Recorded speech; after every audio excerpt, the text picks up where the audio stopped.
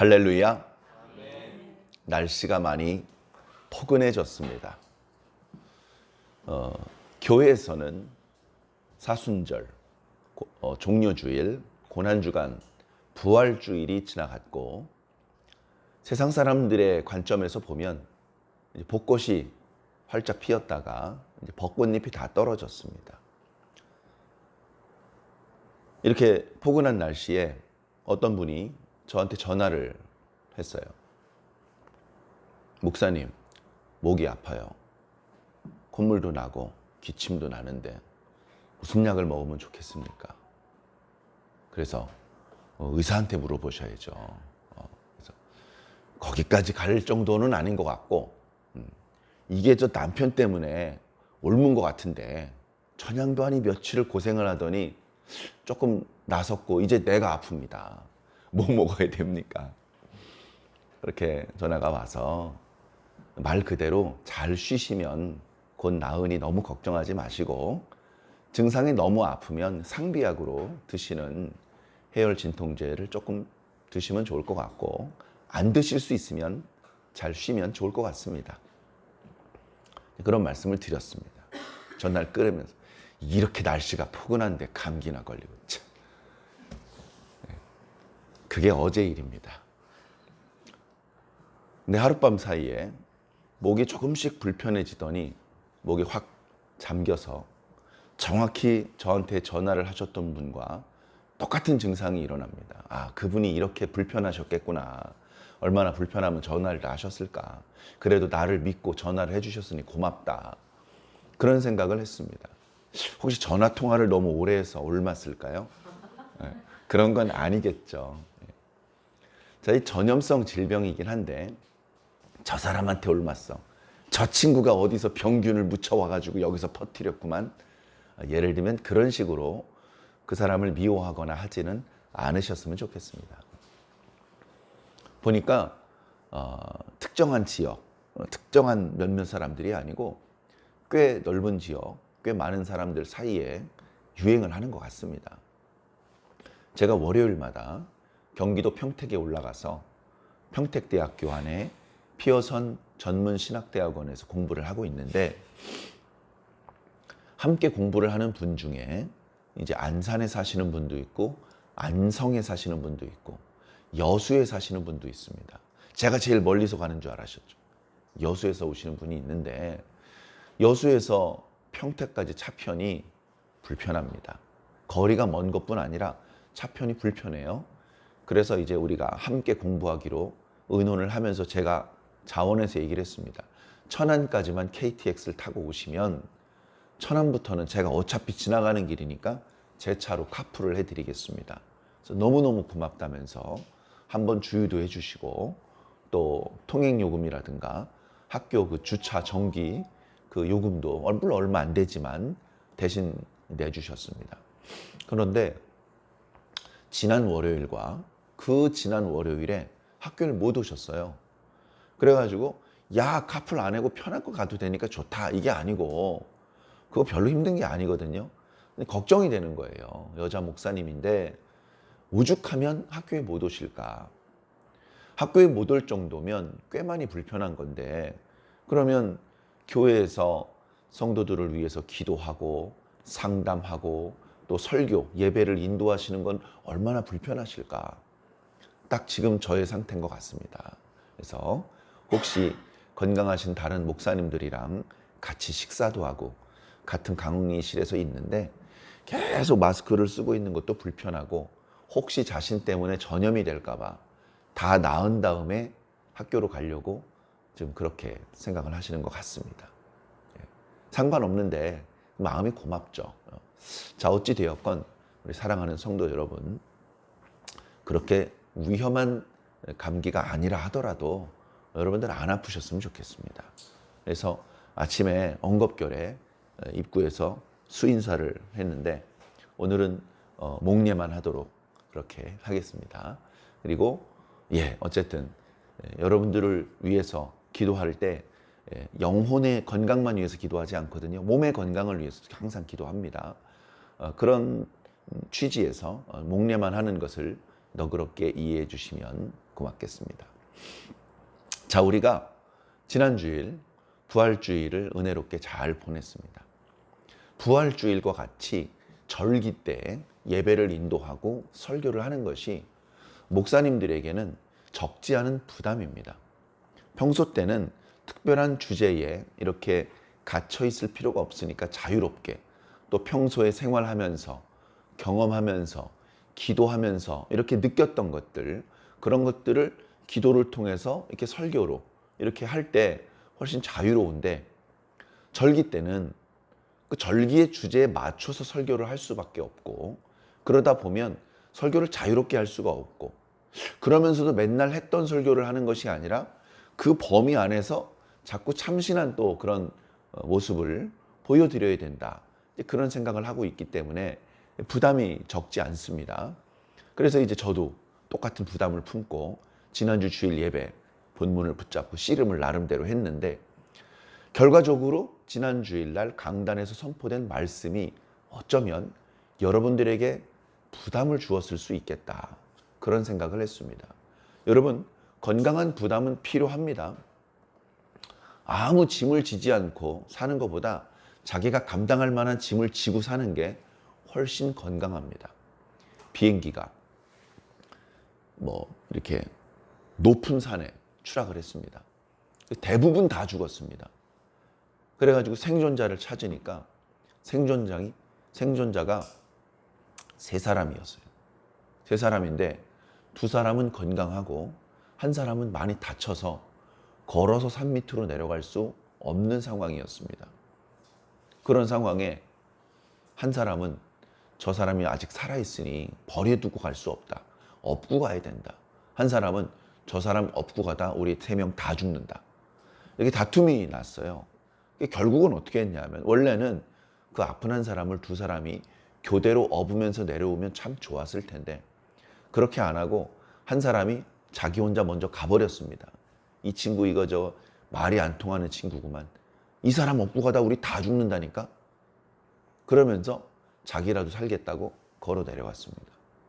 이 사람은 그래도 2사람이서 나누어지는 것도 아니고 자기 혼자 업고서 이 높은 산에서 저 승객, 환자가 된 승객을 업고 내려가는 게 어쩌면 먼저 내려간 사람 말처럼 둘 다 죽게 되는 그런 위험천만한 선택이 될 수도 있다는 것을 알면서도 차마 버리고 갈 수가 없는 거예요. 차마.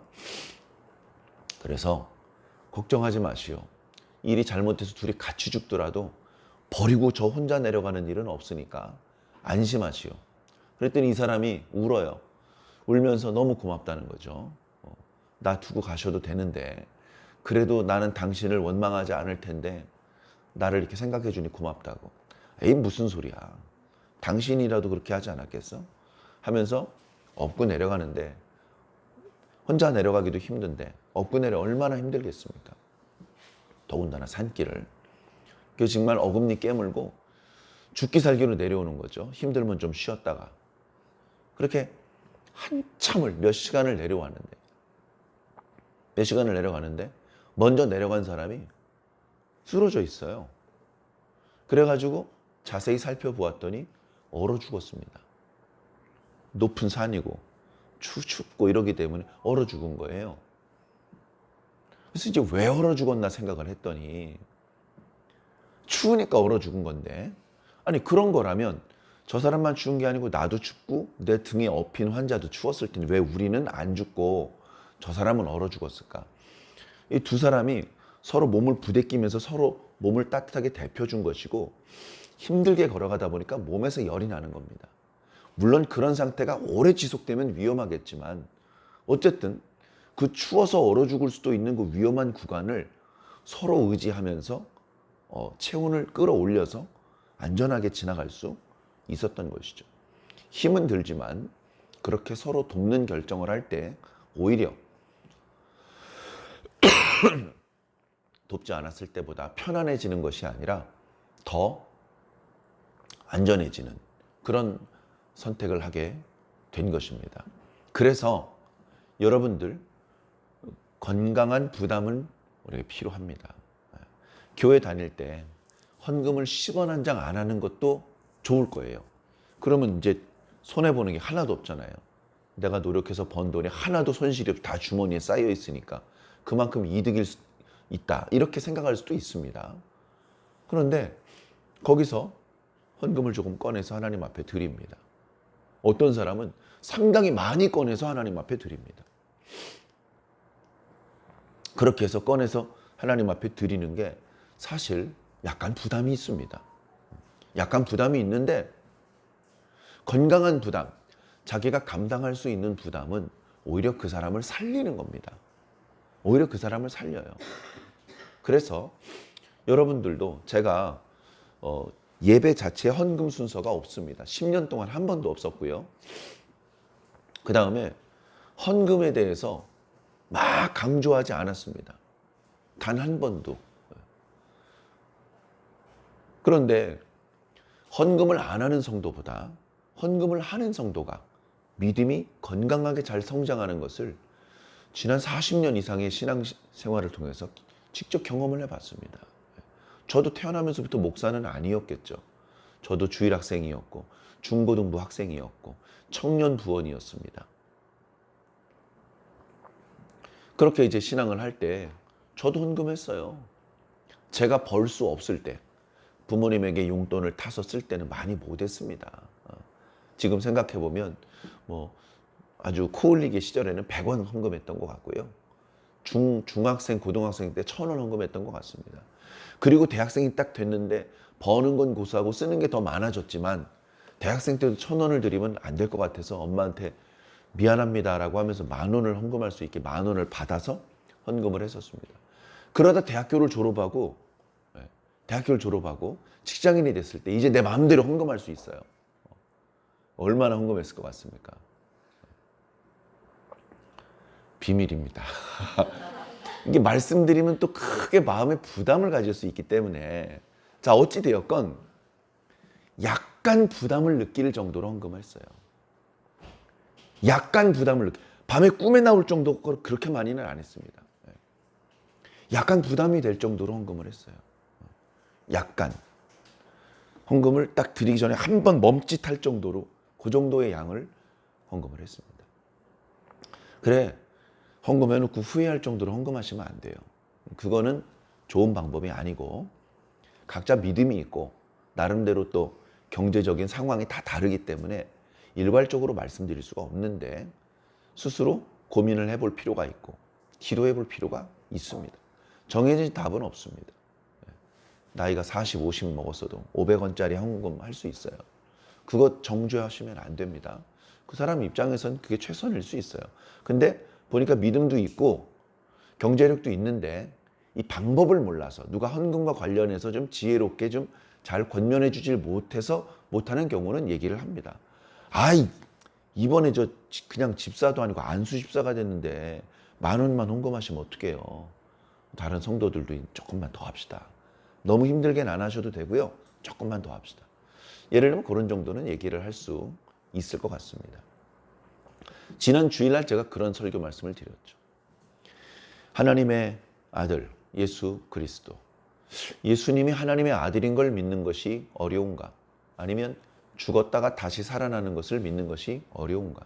그래서 확실하게 죽었다가 다시 살아나는 걸 믿는 게 훨씬 더 어렵다는 것을 말씀드렸습니다. 왜냐하면 이미 예수님의 제자들은 예수님께서 하나님의 아들이신 것을 믿었습니다. 죽기 전에. 예수님께서 죽으시기 전에도 예수님께서 하나님의 아들이라는 걸 믿었어요. 그런데 예수님께서 죽으셨다 다시 살아나셨는데 그 소식을 들었는데도 안 믿습니다. 그러니까 그게 훨씬 더 어려운 것이죠. 우리도 똑같죠. 우리도 처음부터 부활을 믿었던 것은 아니었을 것입니다. 예수님께서 하나님의 아들인 것을 믿었습니다. 그것도 사실 쉽게 믿을 수 있는, 얼른 납득할 수 있는 내용은 아닙니다. 그러나 오랫동안 말씀을 듣다 보니까 어느 순간인지는 알 수 없지만 자연스럽게 예수님이 하나님의 아들이지. 그렇게 이렇게 받아들이게 되었습니다. 그런데 예수님께서 죽었다가 다시 살아나는 것은 조금 믿기 어렵습니다.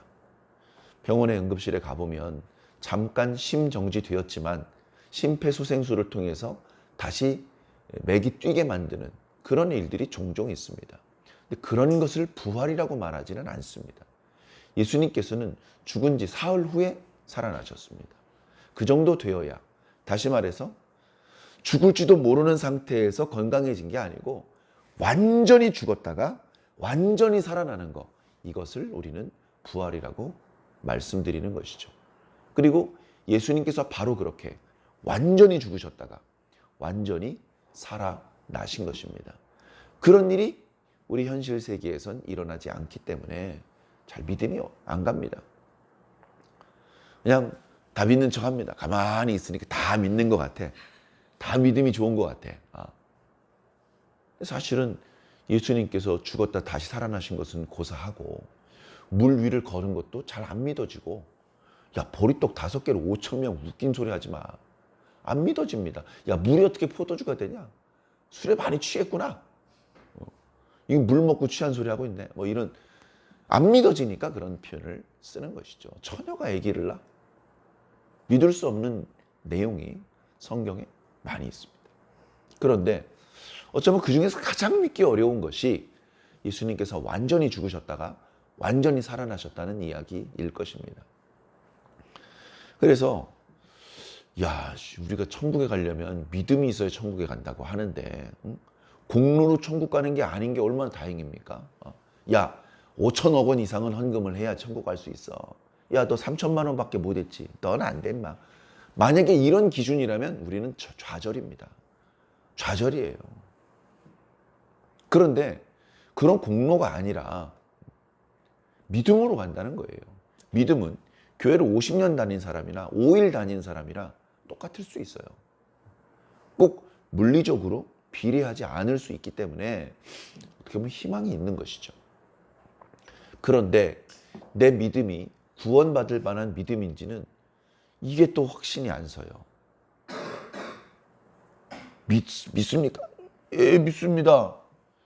이렇게 말하면 믿음이 있는 거가 되는 것인지, 믿음은 이제 꺼내서 보여줄 수도 없고, 그리고 이 판단은 목사님이 아니라 하나님께서 하시는 거기 때문에 엄밀하게 판단을 하실 텐데, 나에게 믿음이 있는지 없는지 알고 싶어요. 다른 사람에게는 알려지지 않고 나만 알고 싶어. 내가 사실 믿음이 형편없는데 이게 알려지면 좀 창피할 것 같아. 그래가지고 나만 알고 싶은데 정말 있는지 없는지 알고 싶고, 큰지 작은지도 알고 싶고, 그리고 이 믿음을 어떻게 건강하게 잘 길러낼 수 있는지도 알고 싶고, 사실 그런 궁금증 때문에 우리가 교회를 오는 것이기도 합니다. 지난주 주일날은 그날 주신 본문 말씀을 의지해서 이런 말씀을 드렸습니다. 예수님께서 다시 살아나신 것을 확실히 믿는 사람들에게는 공통적인 행동이 있다. 그 행동에 나타나는 것을 보면 그 사람이 예수님의 부활을 확실히 믿고 있다고 그렇게 생각할 수 있을 것 같다. 그 행동은 뭐냐? 예수님의 부활을 확실히 믿는 사람은 100% 예수님께서 부활하셨다고 증언을 합니다. 그걸 하는 사람은 예수님의 부활을 확실히 믿는 사람이고, 그걸 안 하는 사람은 아직 불완전한 사람입니다. 여인들이 예수님을 너무너무 사랑해서 도가 넘게 사랑을 하다 보니 안식 후 첫날 새벽에 무덤에 갑니다.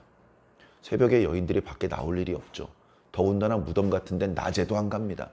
그런데 여인들이 새벽에 무덤에 갔다는 것은 자연스럽지 않은 일인데, 그런 일이 가능했던 이유는 그들의 가슴 속에 예수님을 향한 상상 이상의 사랑의 마음이 있었기 때문에 그렇습니다. 그래서 향품을 챙겨가지고 무덤을 향해 갑니다. 그런 뜨거운 사랑의 마음이 있다 보니 예수님의 부활을 간접적으로나마 확인할 수 있게 된 것이죠.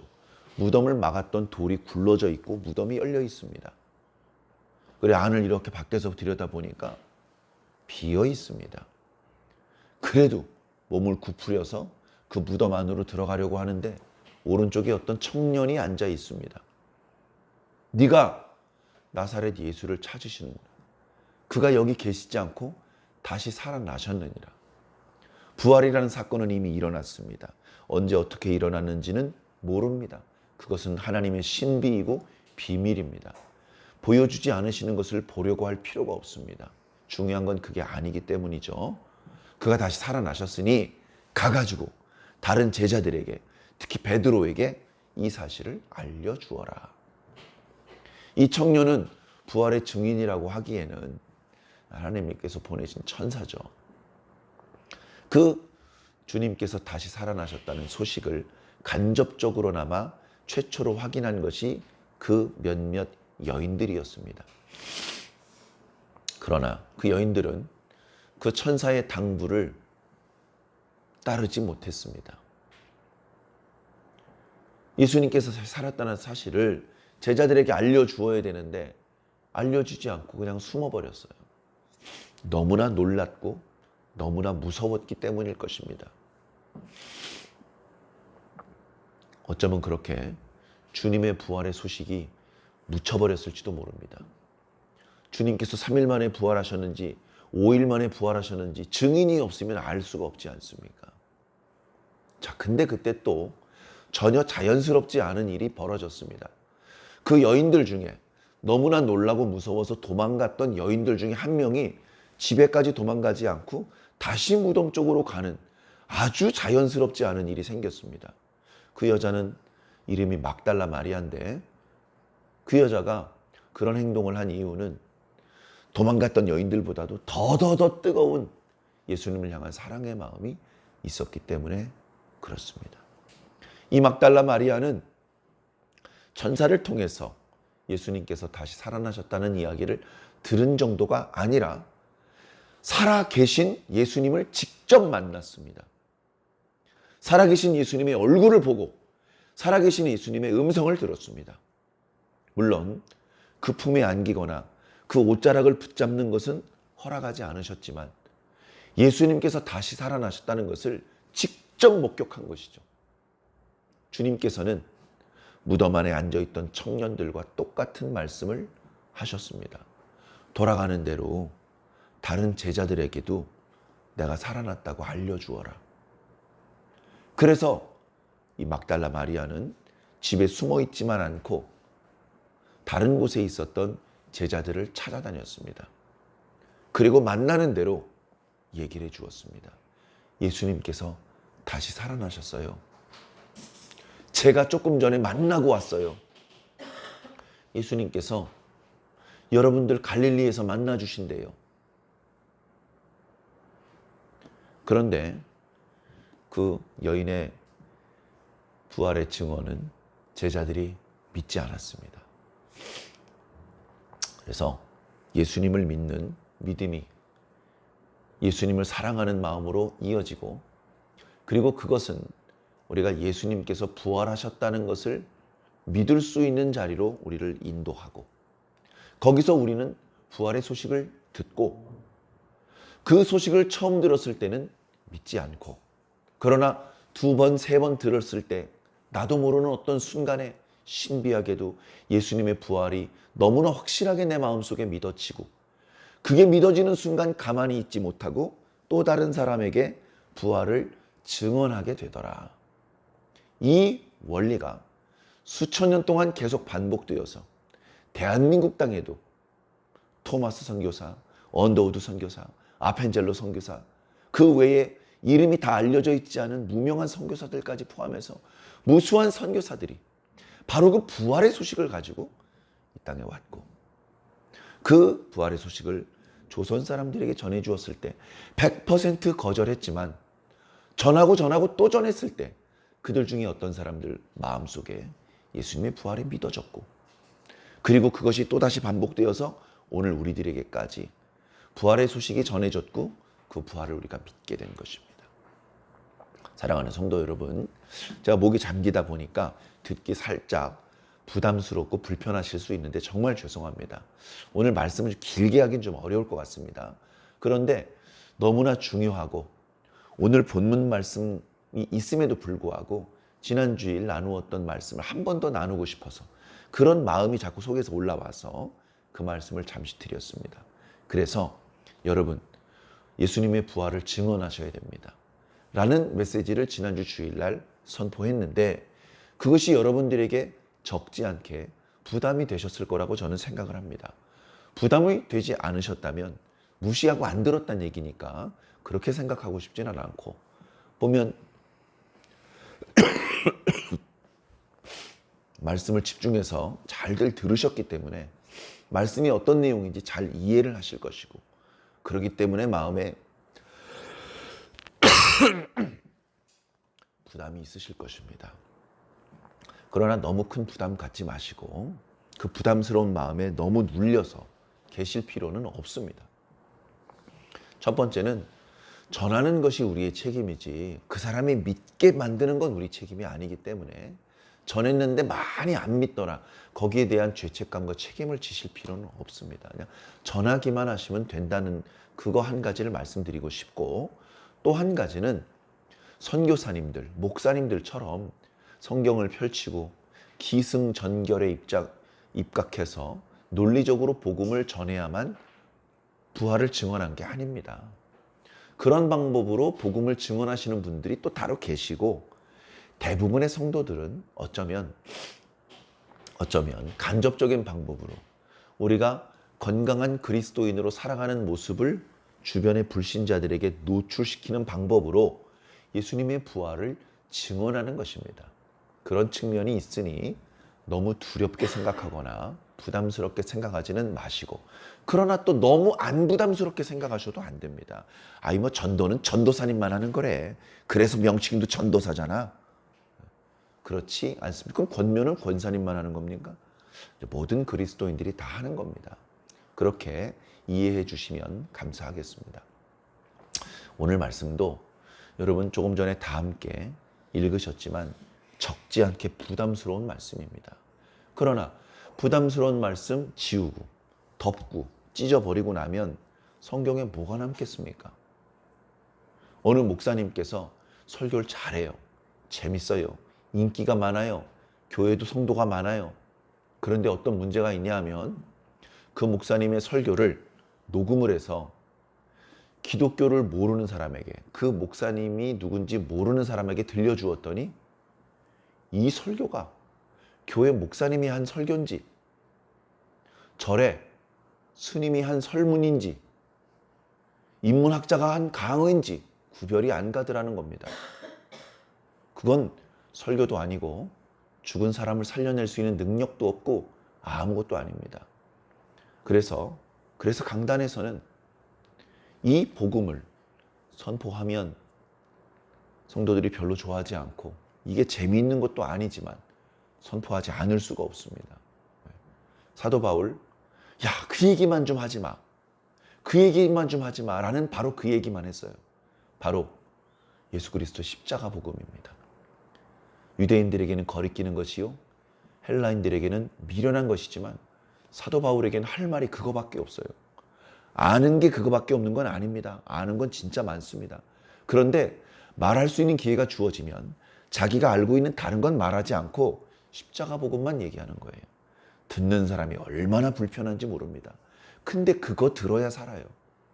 그래서 어쩌면 크게 부응하지 못하는 교회 목사님들이 바로 그 십자가 복음을 선포하고 있는 것인지도 모릅니다.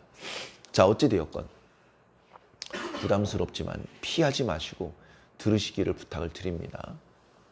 자, 오늘 말씀 민수기 15장 뒷부분인데, 어떤 사람이 광야에서, 이스라엘 백성들이 아직 광야에 있을 때, 자, 광야라고 해서 풀 한 폭이 없이 모래로만 채워져 있는 사하라 사막, 이런 거 생각하지 마세요.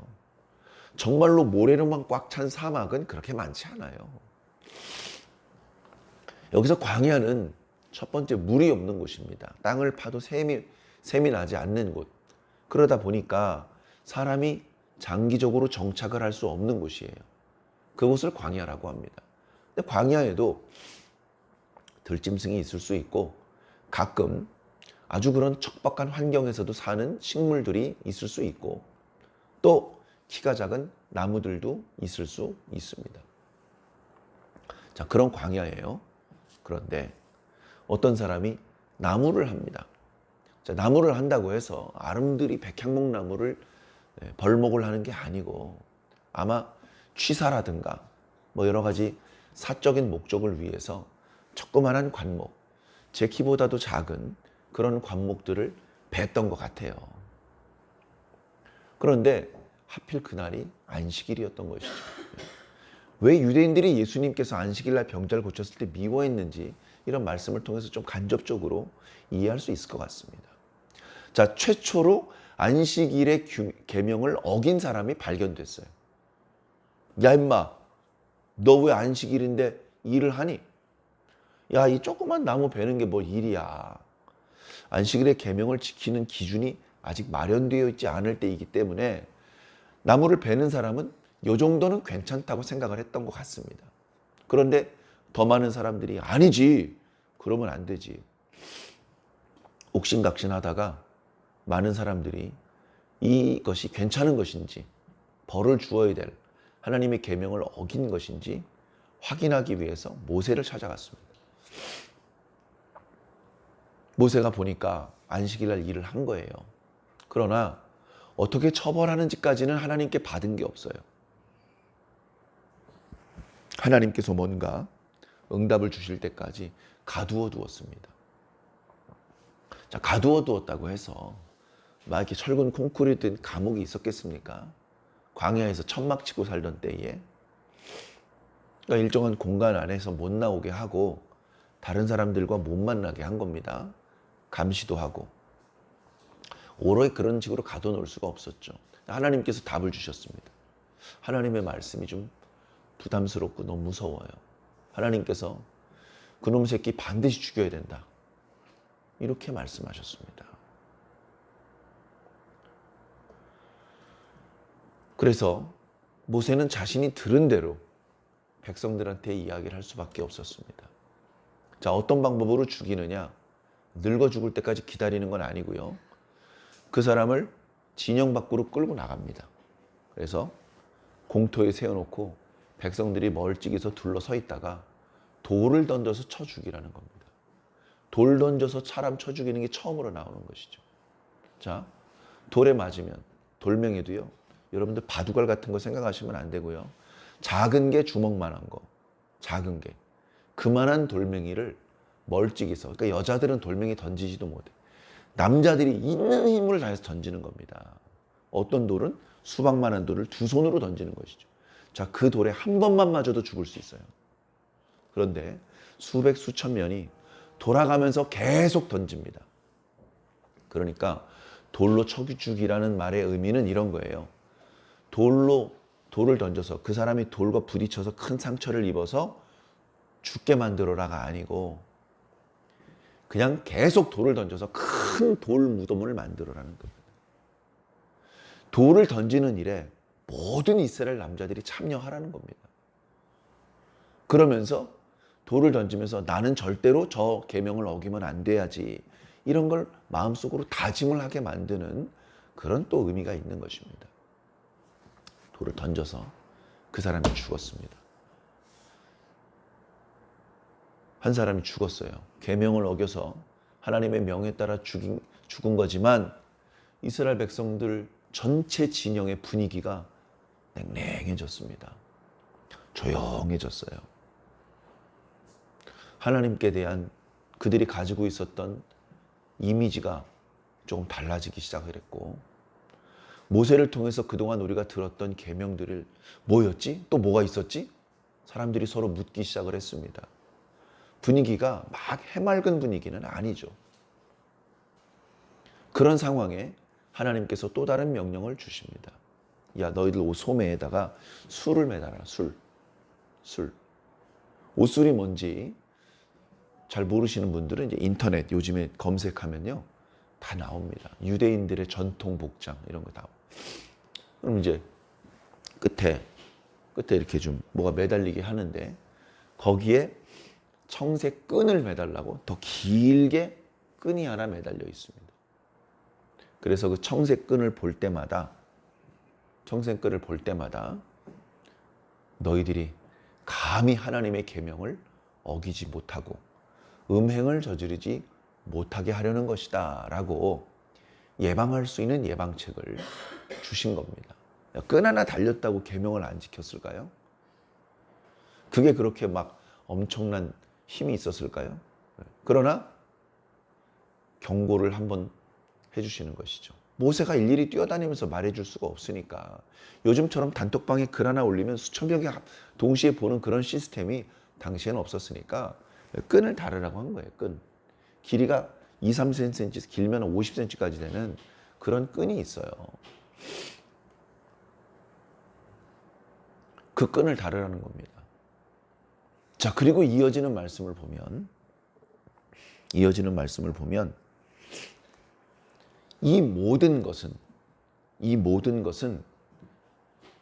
언제부터 거슬러 하나님께서 아브라함을 부르신 것부터 시작을 해서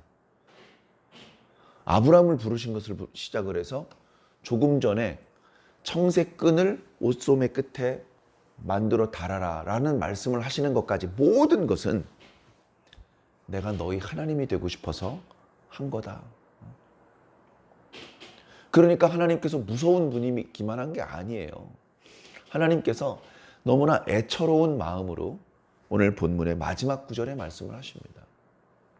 나는 여호와 너희 하나님이야. 이 내용을 이 짧은 구절 앞에 뒤에 두 번이나 말씀하시고요. 그 중간에는 뭐라고 말씀하십니까? 나는 너희 하나님이 되려고 to be your God. 너희 하나님이 되려고 너희를 애굽 땅에서 인도하여 냈다.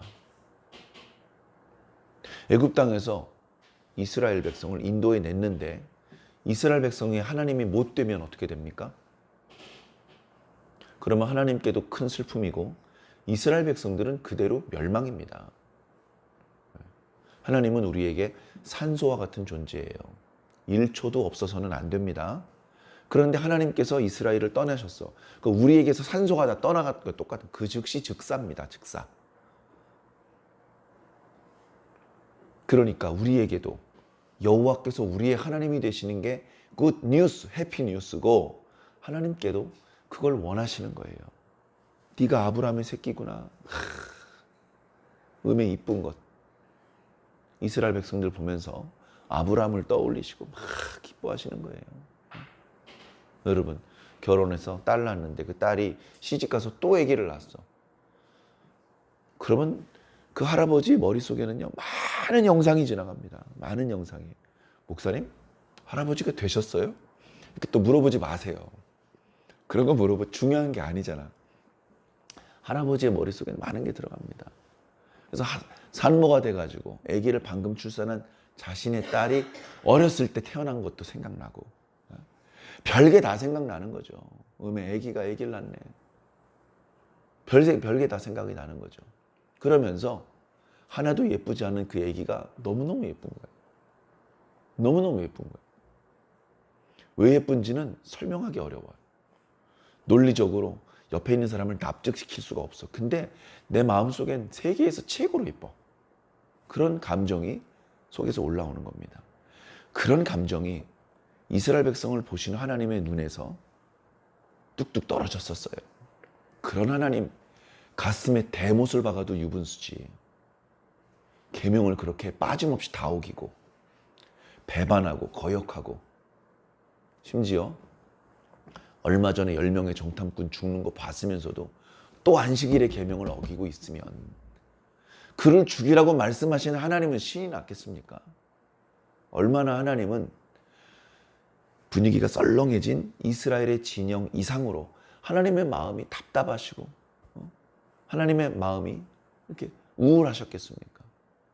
그 우울한 마음 때문에 내가 또다시 이렇게 우울한 일이 생기지 않도록 그 파란색 끈이라도 좀 매달아 봐라. 앞으로 제발 좀 조심해라. 야, 너희들 저주당하지 말고 제발 복 좀 받아라. 그런 마음으로 오늘 이 말씀을 주시는 거예요. 얘들아, 나는 여호와 니들의 하나님이야. 나 니들 하나님 되고 싶어서 너희들 애굽 땅에서 인도해낸 거야.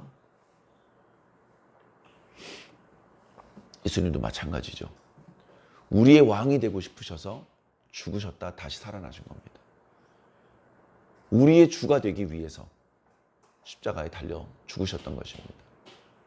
그런데 그 예수님을 믿는 우리가 예수님의 가르침을 우습게 생각하고 또는 예수님과 상관없이 살아버린다면 예수님께서 얼마나 안타까우시겠습니까? 그런 사람을 향해서 돌을 던지라고 명은 하시지만 예수님의 마음이 기뻐서 그런 말씀을 하시는 것은 아니겠죠. 율법을 어기는 여러 가지 형태가 있을 수 있는데 특별히 오늘 안식일의 계명을 어기는 그런 말씀이 나오고 있습니다.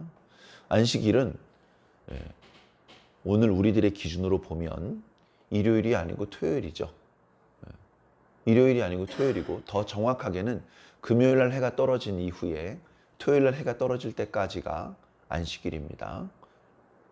그런데 안식일을 지키라는 그 의미 속에는 그 의미를 알아야 되는 것이죠. 의미는 모른 채 야, 안식일에는 나무하면 안 돼. 또 다른 어느 말씀, 안식일엔 불 피우면 안 돼. 안식일엔 외출하면 안 돼. 안식일엔 요리하면 안 돼. 이런 표현들이 구약성경 이쪽 저쪽에 있거든요. 바로 이게 안식일을 어기는 실례야.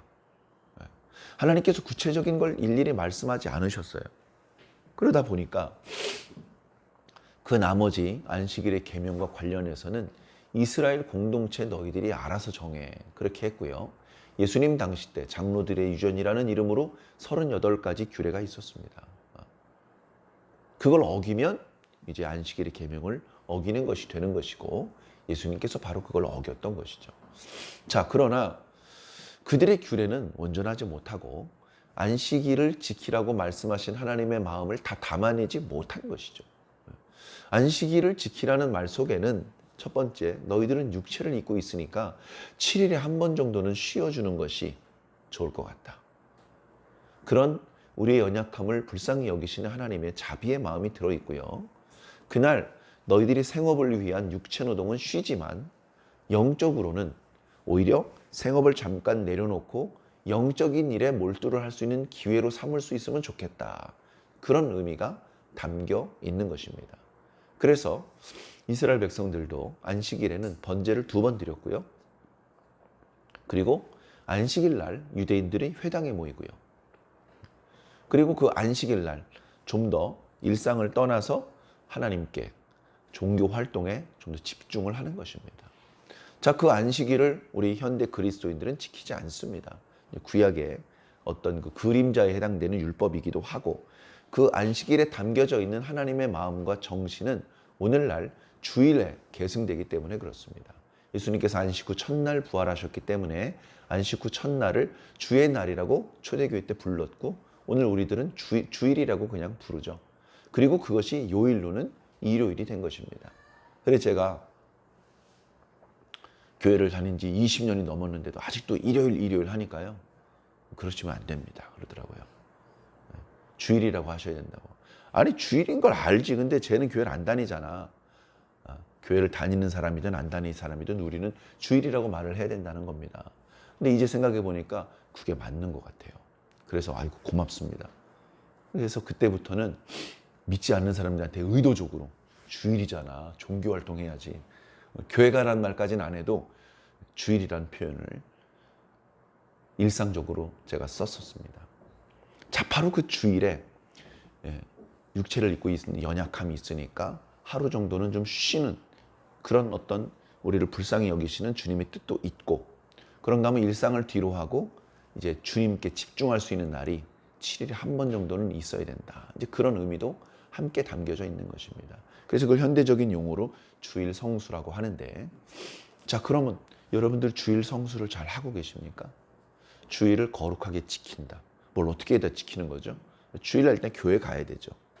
기왕이면 지각하지 말고 기왕이면 슬리퍼 끌고 또 이렇게 막 반쯤 찢어져 있는 그런 돈을 헌금으로 드리려고 준비하고 그러기보다는 뭐 명품 옷은 아니어도 가장 깨끗하고 단정한 옷을 입고 또 미리 일찍 일어나서 교회 지각하지 않게 그리고 헌금도 고액은 아니지만 헌금도 깨끗한 돈으로 바꾸어서 미리 준비를 하고 이렇게 경건한 마음으로 나에게 은혜를 베풀어 주신 주님에 대한 감사의 마음을 담아서 그렇게 주일을 준비하고 주일 예배에 참여하는 거 그게 주일을 거룩하게 지키는 방법이 되는 것이죠. 거기에 플러스 알파 주일에 낮에도 예배드리고 저녁에도 예배드리고 예배 끝나고 그냥 집에 가지 않고 봉사를 좀 하다 가고 이러면 더 아름다운 것이 되겠고요. 어찌되었건 우리가 주일을 지키는 이유는 뭔가 복을 받기 위해서 점수를 쌓아가기 위해서 그래서 복을 받는 게 아닙니다. 그냥 내가 이미 받은 복이 너무 커서, 그래서 모른 척 할 수가 없어서 그 감사를 표현하기 위해서 교회를 가는 겁니다. 제가 사실은 어저께, 그저께, 그저께 계속 좀 바쁘게 활동을 했는데요. 어저께 그 학생들을 이렇게 제가 강의를 할 때는 이런 표현을 드렸습니다. 우리가 구원받는 것은 0점에서 출발해서 열심히 기도했더니 5점, 예배를 많이 드렸더니 10점, 헌금을 했더니 15점, 전도를 했더니 25점, 그래가지고 60점을 넘기면 천국에 가는, 그런 식으로 천국에 가는 게 아니다. 그런 식으로 천국 가는 게 아니다가 그냥 아무것도 아니다가 어느 순간 갑자기 하나님의 자녀가 되는 것이다. 하나님의 자녀가 되는 것이다. 여러분들 집에 자녀들이 있습니까? 다 똑같은 정도로 사랑스럽습니까? 더 이쁜 놈이 있고 좀 덜 이쁜 놈이 있습니까? 사람인데 어떻게 똑같을 수가 있어요? 자, 그러면 가장 이쁜 아이는 명절 때 현관문 열어주고 안 이쁜 아이는 현관문 안 열어줍니까? 아무리 못난 짓 많이 했어도요, 현관문 열어줍니다. 아무리 이쁜 짓 많이 했어도요, 옆집 아이는 현관문 안 열어줘요. 다시 말해서 하나님 나라는 점수를 다 쌓은, 점수를 채운 사람이 가는 나라가 아니고 그냥 하나님 자녀는 다 가는 나라입니다. 못된 짓을 했어도 하나님 자녀는 갑니다. 내 존재가 하나님의 자녀이기 때문에 그렇습니다. 여러분들이 존재가 바뀌어야 돼요. 제 아내가 결혼을 하더니 제 안에 본적이 바뀌었습니다. 그럴 수밖에 없죠. 호적을 옮겼으니까. 본적이 바뀌는 거죠. 본적이 바뀌는데 얼마나 시간이 걸렸게요? 탁! 순간적으로 바뀐 겁니다. 순간적으로. 동사무소 가서, 당신 주민센터가 아닌 동사무소였으니까 동사무소 가서 혼인신고도 하고 뭐 이사 가면서 전입신고도 하잖아요. 그럼 그 사람들이 요즘엔 다 컴퓨터로 따다닥 해서 엔터를 때리는 순간 호적이 바뀌는 거예요.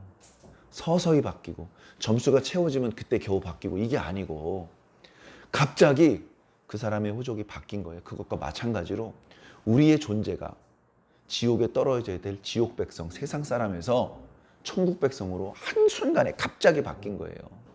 그렇게 우리의 존재가 바뀌어야 됩니다. 존재가 바뀌면 천국 가는 겁니다. 물론